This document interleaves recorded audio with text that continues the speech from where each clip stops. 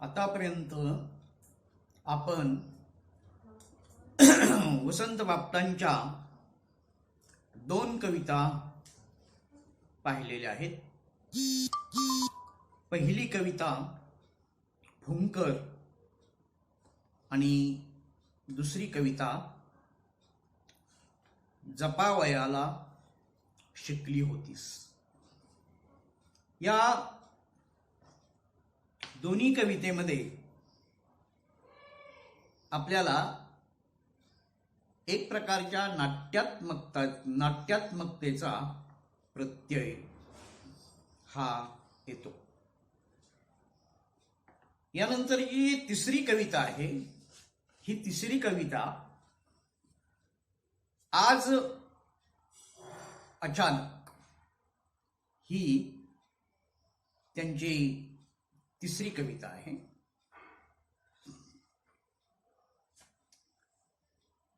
या आज अचानक या कवितेमध्ये नाट्य आहे, पण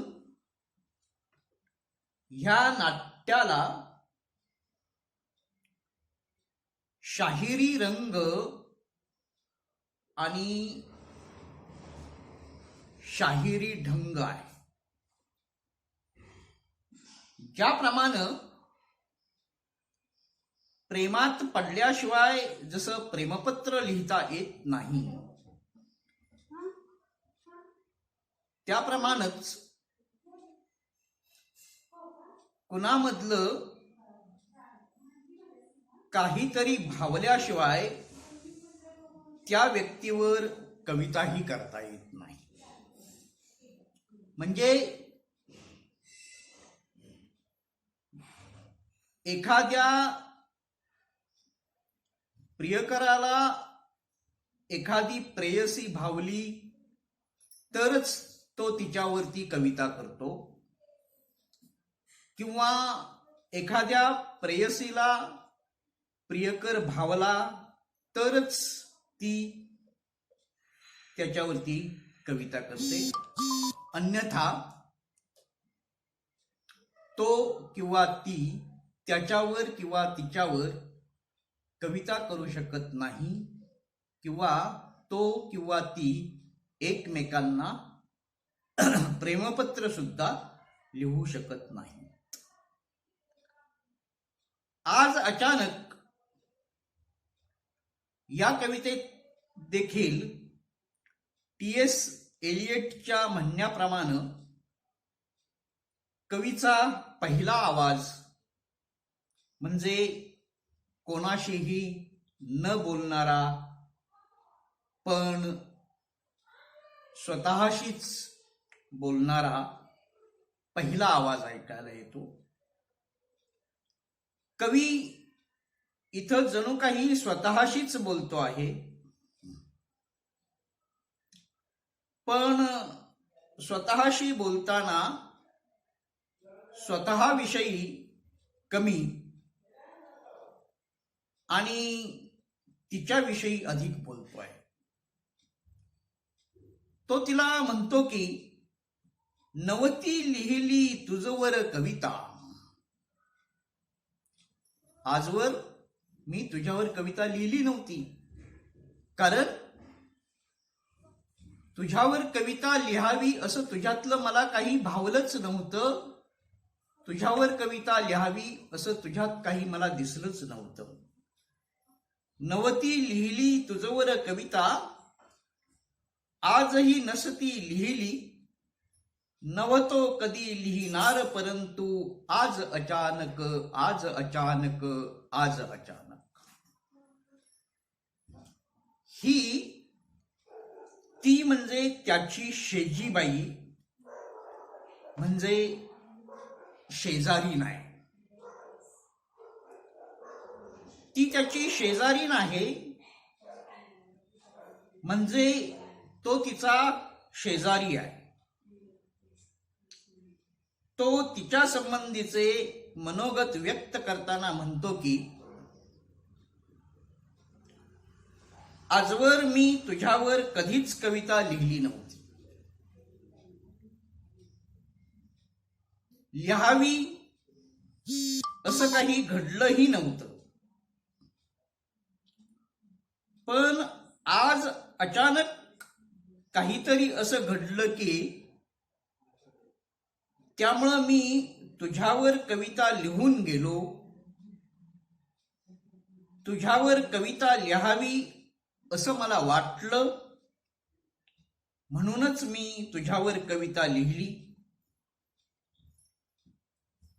अगदी कालपर्यंत तू माझ्या कवितेची नायिका नव्हतीस, माझ्या मनातली प्रियाही नव्हतीस. पण आज मात्र अगदी अचानक मी तुझ्याकडं त्या दृष्टीनं पाहायला लागलो. त्यामुळं तुझं खरं व्यक्तित्व आणि माझं अस्तित्व मला जाणवलं आणि मी तृप्त झालो. आज अगदी अचानक छंद माझा मुक्त झाला आणि तुझ्या व्यक्तित्वाचा घोट घेऊन तृप्त झाला. असं हे तिच्या प्रीतीतलं जे नाट्य आहे, हे प्रीतीतलं नाट्य त्यानं अनुभवलेलं आहे. त्याचा तिच्याशी इथं सुद्धा एकेरी संवादच आहे. काय असतं की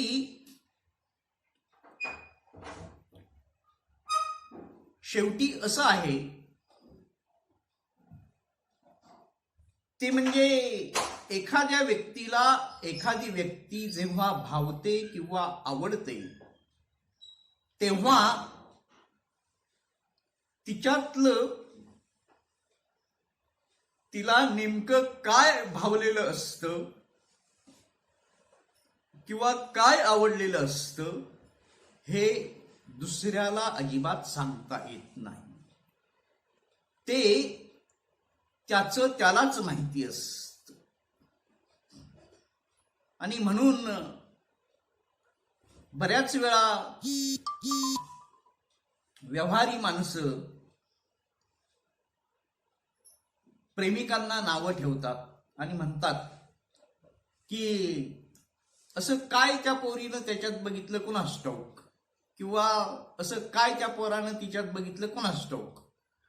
पण काय असतं की त्या पोरीनं त्या पोरात काय बघितलं हे त्या पोरीलाच माहिती असतं आणि त्या पोरानं त्या पोरीत काय बघितलं हे त्या पोरालाच माहिती असतं. हे आपल्याला अजिबात माहीत नसतं आणि कितीही आपण त्याची कल्पना केली तरी सुद्धा आपल्याला ते कळू शकत नाही. कवी सुद्धा इथं हेच म्हणतोय की अंध डोळ्यांनी पाहावे तरी काय तुझ्यात. मी माझ्या आंधळ्या डोळ्यांनी नेमकं तुझ्यात काय बघितलं हे आज मलाच कळत नाही. कारण काय, तो तिला म्हणतो न तुझी चाल चंचल. तसं बघितलं तर तुझी चाल चंचल नव्हती, न अवखळ अंचल. तुझा पदर सुद्धा, अंचल म्हणजे पदर, तुझा पदर सुद्धा काही अवखळ नव्हता. न तीळ कुठे गालावर, तुझ्या गोऱ्या गालावरती शोभणारा तीळ सुद्धा काही कुठं नव्हता. का कुरळे केस तुझ्या कपाळावर नव्हते, तुझ्या गालावर गोड खळी नव्हती, का तुझं नाक सुद्धा चाफेकळी नव्हतं, तुझ्यात रंग नव्हता, तुझ्यात ढंग नव्हता, तुझं छडीदार अंग नव्हतं, तुझ्या स्वरात कोकिळा नव्हती, उरात उर्मी नव्हती, तुझ्या डोळ्यात जहर नव्हतं, तुझ्या अंगात बहर नव्हतं, असं तुझ्यात काहीही नव्हतं. तरी सुद्धा आज नेमकं तुझ्यातलं मला काय जाणवलं हे माझं मलाच कळेनासं झालेलं आहे. आणि म्हणून तो म्हणतो की लिहीन म्हटले काही बाही, तर तसे काहीच नाही. भले काही बाही तुझ्या वरती लिहावं असं म्हटलं, तरी सुद्धा तसं काही बाही लिहावं असंही तुझ्यात काही नव्हतं. आणि म्हणून तर आजपर्यंत तुझ्यावर मी कविता लिहिली नव्हती आणि आज सुद्धा लिहिली नसती, किंवा आज लिहिणार सुद्धा नव्हतो. परंतु आज अचानक रोज रोज जे काही मी पाहत होतो ते म्हणजे तुझ्या अंगणामधलं जे प्राजक्ताचं झाड आहे,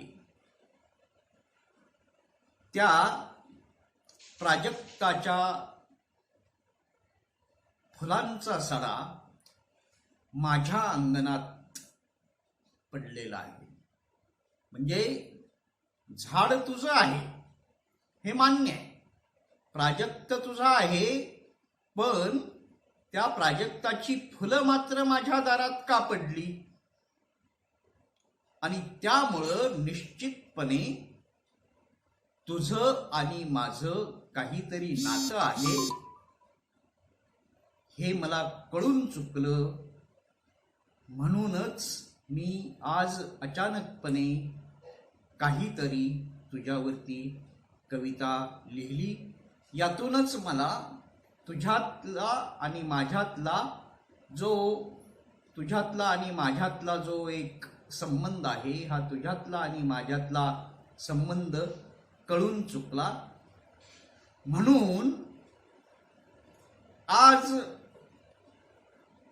मला आपल्या दोघांमध्ये जे काही एक आजपर्यंत लपून राहिलं होतं आणि अकारणच तुझं जे काही दुखरं मन सुद्धा कुठंतरी लपलं होतं, हे तुझं दुखरं मन मला जाणवलं आणि आज अचानक माझा छंद इथं मुक्त झाला आणि तुझ्या व्यक्तित्वाचा घोट घेऊन तृप्त झाला. अशी ही आज अचानक तिच्यातली जी एक कुठंतरी अनामिक काहीतरी जी काही जाणीव आहे, ही अनामिक जाणीव त्याला होते. कुठल्याही व्यक्तीतलं काहीतरी जाणवल्याशिवाय आपल्याला ती व्यक्ती आपली आहे हे आपल्याला कळत नाही. आणि म्हणूनच ह्या ज्या जाणीवा आहेत, ह्या जाणीवा आपल्याला जाणवाव्या लागतात. अशीच ही जाणीव, तिच्यातली जी जाणीव आहे, ही तिच्यातली जाणीव आज त्याला झालेली आहे आणि म्हणून त्याला ही जाणीव जाणवलेली आहे. जी प्रीती असते, ही प्रीती कधीही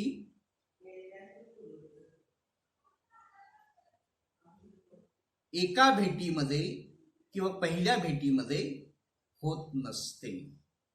तर आधी ओळखीची मैत्री आणि मैत्रीतून उच्चतम मैत्री आणि उच्चतम मैत्रीतून नंतर प्रीती, असं जे काही सूत्र असतं, ह्या सूत्रातून त्याचा आणि तिचा हा संबंध दृढ होत गेलेला आहे. आणि आज अचानकपणे त्याच्यातलं आणि तिच्यातलं काहीतरी त्याला जाणवलेलं आहे. अशी ही कविता इथं पूर्ण झालेली आहे.